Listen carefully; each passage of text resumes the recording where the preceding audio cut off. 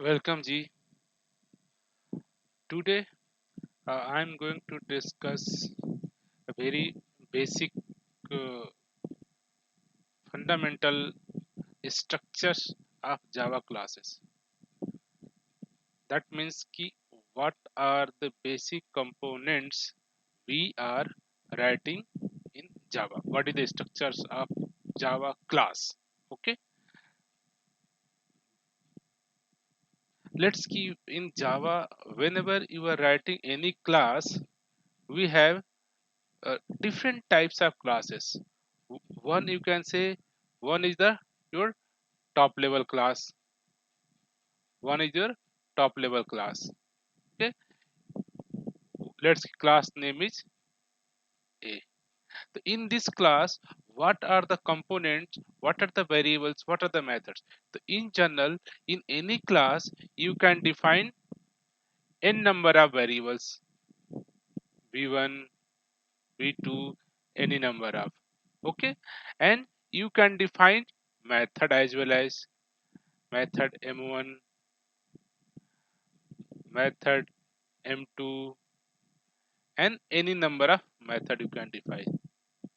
In general, the basic structure of a class, you can defining variables and you can defining method. Sometime variable known as a field, method sometime we are saying in a function or a methods. Okay, so let's writing one simple class. So keyword class, let's give my class A and start and close. So this is your one class. In this class, you can define integer type variable. You can define any number of variables which you want. Okay, right. And you can also define method. Let's key m1. You can define method m2. Okay. So these are the two basic inside any class. You are defining variables or method. Now the next things, this class which you define, this variable uh, can have a two possible options. This variable can be instance variable or can be static. Similarly, method can have a two flow, can be non-static method or static method. Okay, so in short, any variable you can declare it's static or non-static. Similarly, any method you can declare static or non-static. That means ki let's this is non-static variable,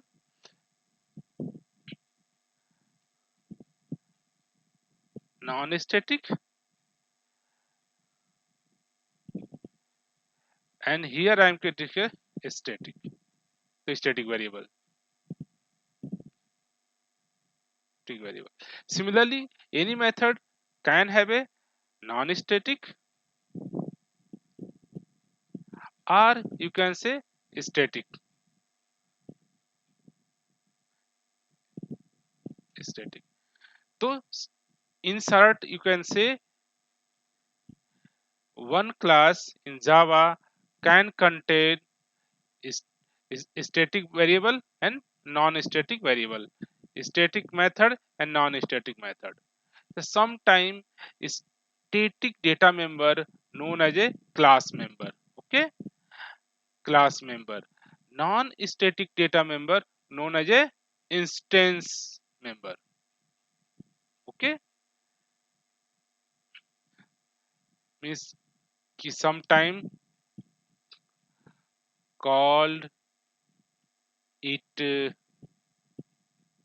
called it instance member.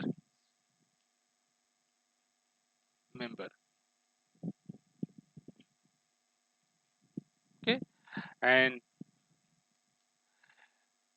it's called as a static, called as a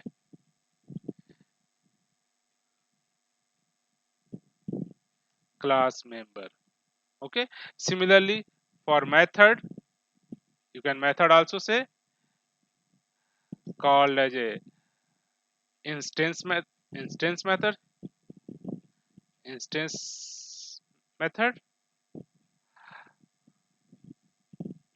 are called as a class method.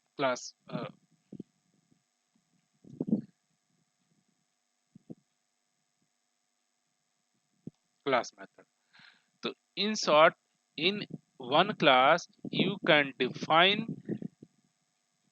class variable, a class member, or that means static variable and a static method, and in and another way you can define non-static member, non-static variable, that is the instance, that is the instance data member, instance variable, instance method.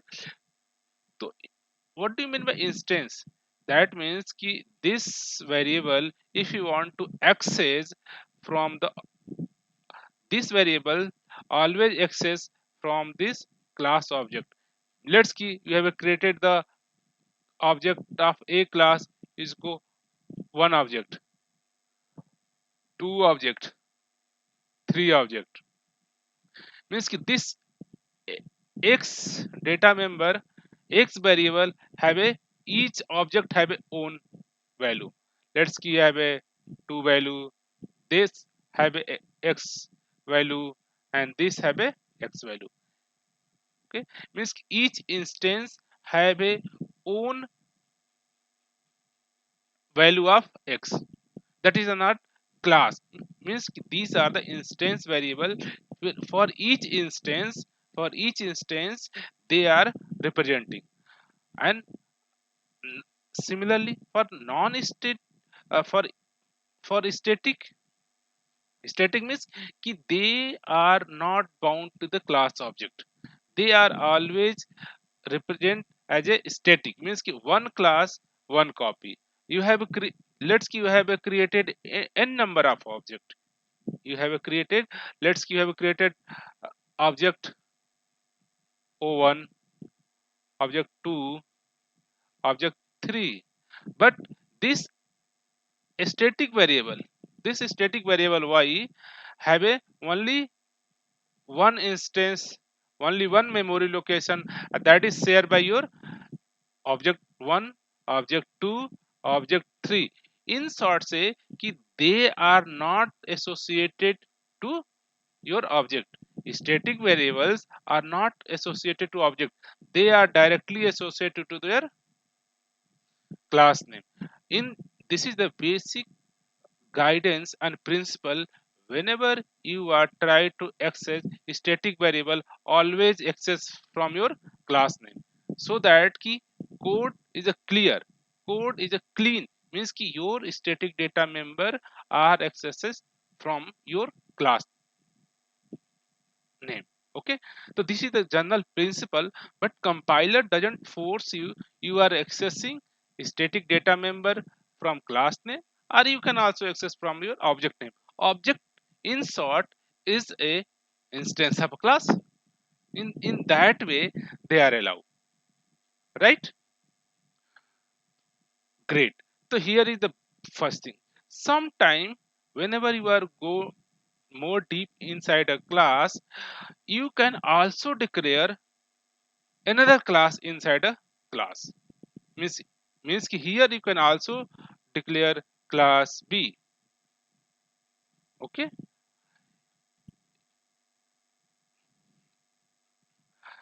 this is your top level class. Okay, class 1 can have a static, non-static, static method, non-static method. Similarly you can define another class inside another class. Okay, so similarly, any variable can have a two flavor, static and non-static. Any method have a two flavor, static and non-static. Similarly, any class can have a two flavor, static and non-static. You can define a static class and you can define non-static class. In short, one class can contain variables, fields. Sometime you can say this is the field, sometimes say variable, sometimes say class member.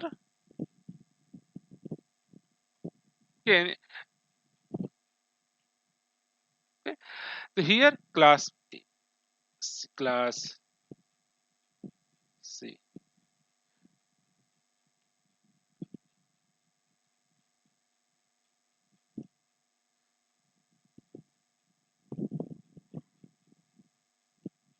Okay, so here you can define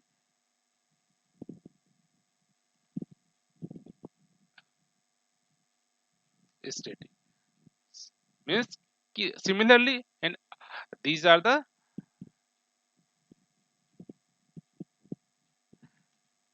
static class. These are the non-static class, also known as a sometime inner class. Okay, this is also known as a okay.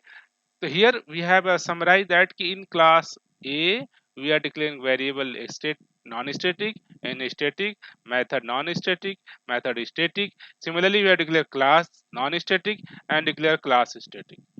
Okay, so these are your also. So sometime these are their inner class as well as these are their. So these are the layer one inside one class. You can declare variable, you can declare method, you can declare class. So these are any class can follow this syntax. Okay, so whenever you are declaring whenever in whenever this is your top level class, this is your inner class. Inner class can be static, non-static. This is static class, this is your non-static one. Means this can be accessible from the object of a class A, but this is static data member, they can directly access from your class name only.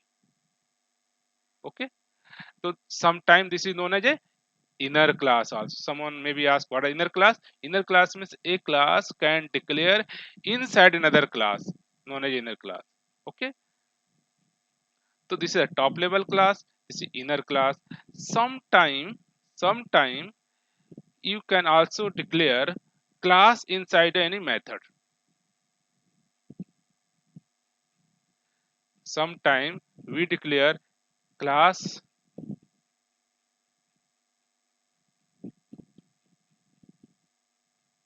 Okay, you can also declare class inside any method. So this case, this class known as a local class. Okay, clear.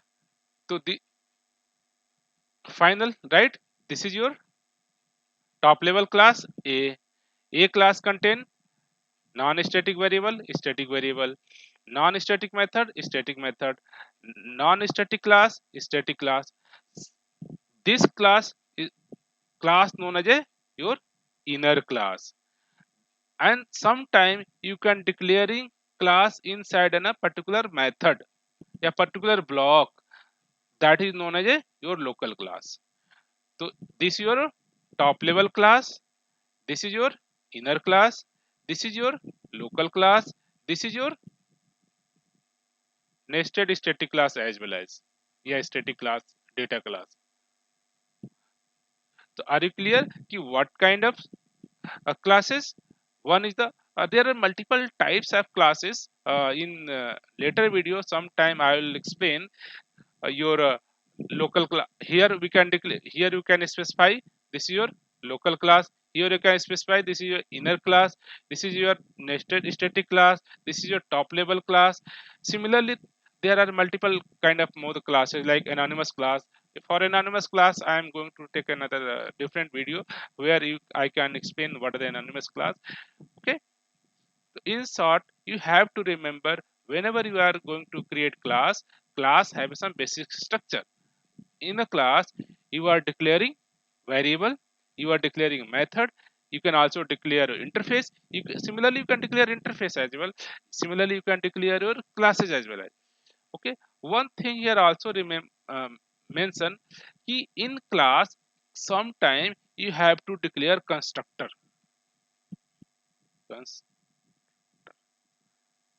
Okay, the constructor similar is a kind of your method. Similar kind of your methods. Major differences between your uh, math any methods. This is your methods. Okay, this is your constructor. The major difference is your method follow the syntax. Yes, last video I have discussed कि any method have a minimum return types, method name, parameter list, and your body.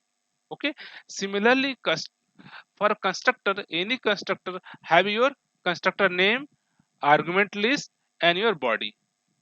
Okay, so, right, so here constructor name should be as your class name. Okay, any method you are declaring inside any class and they doesn't have any return value but name is the same as a class name, that method known as a constructor. Okay, constructor, so sometime you can declare constructor, maybe one argument constructor, yeah, zero argument constructor, maybe you are declare some argument here. Okay, this is the argumented constructor, this is your default constructor. Whenever you are not declaring any constructor inside a class, that means compiler automatically create default constructor for you. But when you define any constructor inside a class, that time compiler or JVM does not create you default constructor. For those cases, you have to declare manually your default constructor. Right? So, to sort the basic structure of your class in a Java is like look like that. Any class can have a declare field static non-static, method static non-static, classes static and non-static. Non-static class known as a inner class and nested static class as well as. Similarly, you can declare a constructor. Constructor may be argumented, maybe default argument, maybe one argument. Note, constructor is the special kind of method. They doesn't have a return value, but the constructor name is the same as your class name. Same as your class name. For the method have a different syntax. Like they also have a return types, method name, argument, and parameter list. Okay, it's clear. Constructor does not have a return value. Constructor name is the same as your class name. Constructor can be overloaded, means default argument, one argument, two argument, and whenever you are declaring argumented constructor, at that time default constructor is not provided by your compiler. The b makes sure whenever you are writing argumented constructor, at that time you have to write argumented default constructor. If but compiler here does not force you can write default constructor. When you are going to create an object of a particular class with a default argument, that time compiler claim you have not created default argument, but compiler does not force you any compilation. Okay, so there are lots of concept here related to the class. So in short, this small video it is useful for you, and if you have any doubt, query, concern, please write in a comment box. I'll reply it. Thank you.